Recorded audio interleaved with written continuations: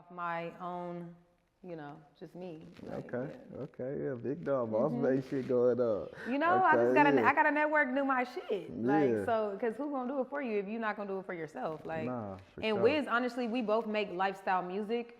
And so I feel that, our studio vibes is organic, you know what I'm saying? So we made a lot of music and he just can connect to the music that I make. So our studio vibe was easy. Like it's just. How did that happen? How did you? So basically, we had met like in Vegas on some turnt shit, to be honest. And then a year, like and a half passed by and I just was doing my thing. I had put out this video Next to You. And then I put out Pool Party. And once I put out Pool Party, he was like, okay, you ready to work now.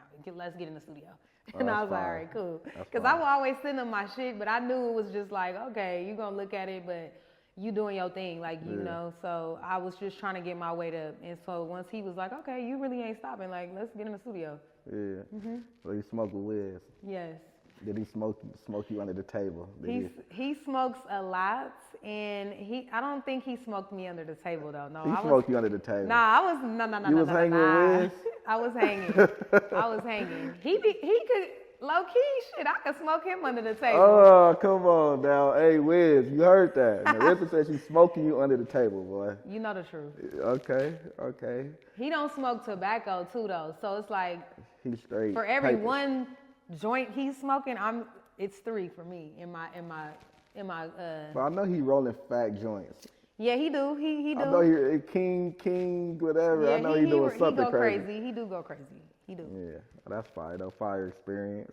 And then also speaking of him though, Ludi, who's like one of the main guys at Taylor Gang, he did an all girls mixtape, which was like from everywhere though, like not just LA. So No Foreign, boom, that's my girl too. Oh, yeah. So it was me, her, this other girl, Diamond, Salma Slims, a bunch of other girls. Hood Brat, that's still my dog to this day. She was on Boss Bae Project. So she from Miami. When I just went out there, just like in September, we got it in. We did another couple songs. So like he did like a compilation situation. We did a video, me, Anaya, Salma, and Hood Brat. And so, yeah, we all just been kind of just doing our own motion since then. That was like during COVID. So, yeah, like that was a good idea. And I feel like the LA girls need that vibe one time. I feel like the whole LA need that vibe. Yeah, the whole LA. Y'all too busy politicking on dumb shit. So yeah. Y'all fucking the money up. I ain't gonna Y'all lie. definitely fucking the money up. And we need people coming here and turning up, having a good time. And like, we all we all a family out here. We need to, come on, get it together. Yeah, LA, get it together. We can talk about that on the news or something. Yeah, we're going to talk about that on the news. Because y'all 99 Wayne News. Yeah, y'all doing too much. Y'all really doing too much. So you went to school in New York. You feel me? Can you tell us about that experience and how that experience helped you with your music you make today? Right. Okay. So New York was a time. Okay. So when I was in high school, I always knew I wanted to go to the East Coast for school because my mom, she from New Jersey. That's fine. So we would always go to New Jersey in the summertime.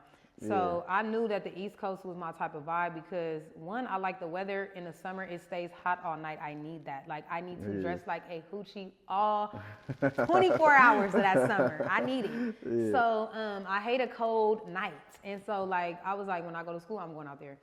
So basically, I went out there. I lived in Jamaica, Queens. Shout out to Jamaica, Queens. Okay. Shout out Jamaica Ave. You already know Jamaica Estates. Yeah. And that was it just opened my eyes to just a lot. Like, honestly, the grind is different. You got to grind through way more treacherous conditions. I was on a train for like the first year, the subway, as y'all like to call it on the West Coast. But yeah, I was on that train. I did a Def Jam internship. So that like really showed me a whole nother side. I worked with L.A. Reid.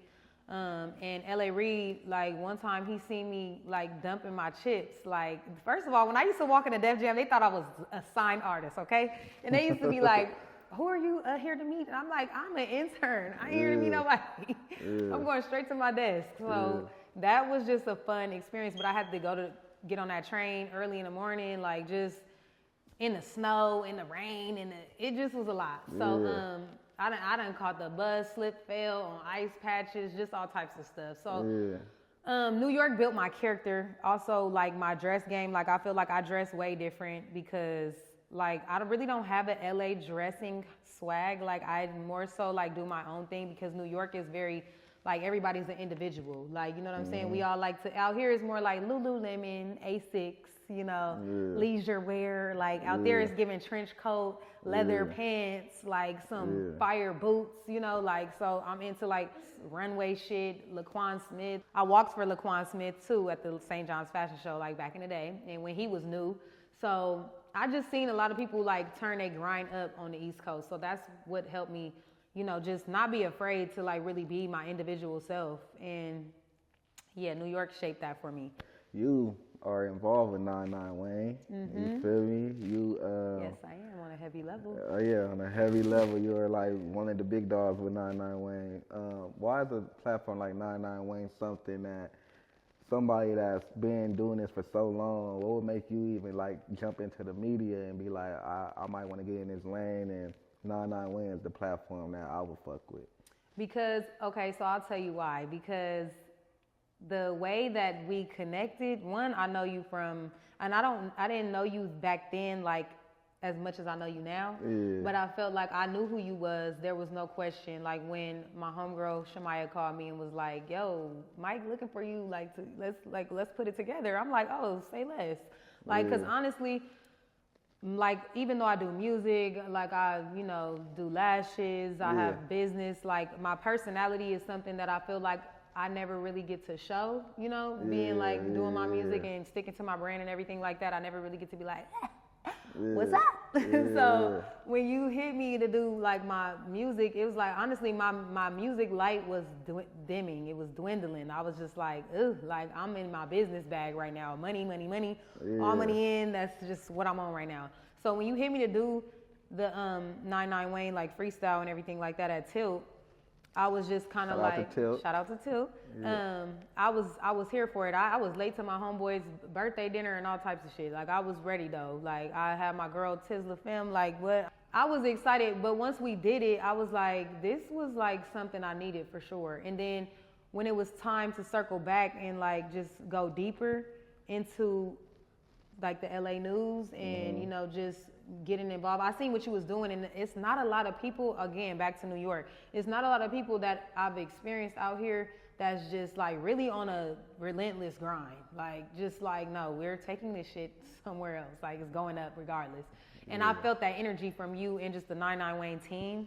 And then when you told me, Baby Jack, and you always never hesitate to shout me out, or just like, you know who is working hard. Like, you got an eye for who is working hard. So I felt like that don't really have a place in the LA media or just the music media right now, period. Everybody is trying to cloud it up, and everybody is like, oh, what you got for me? What can you do? Like, and it's just really like, what you doing? Because what you mean what I got for you? Ain't nobody doing nothing. You like you said, it just could just turn into a whole circle of fucking up the money. So I felt like that was just a genuine vibe, and I want to be involved. And I've been wanting to be a part of something great, like even if it's not me, you know what I'm saying? So I feel like simultaneously I can do that with you, and it just makes me feel complete, whole, and like ready to work. Like, so that's the vibe. Yeah, that's fire. That's fire. Appreciate you too. You feel me? Appreciate that. Anytime. Those words. Anytime.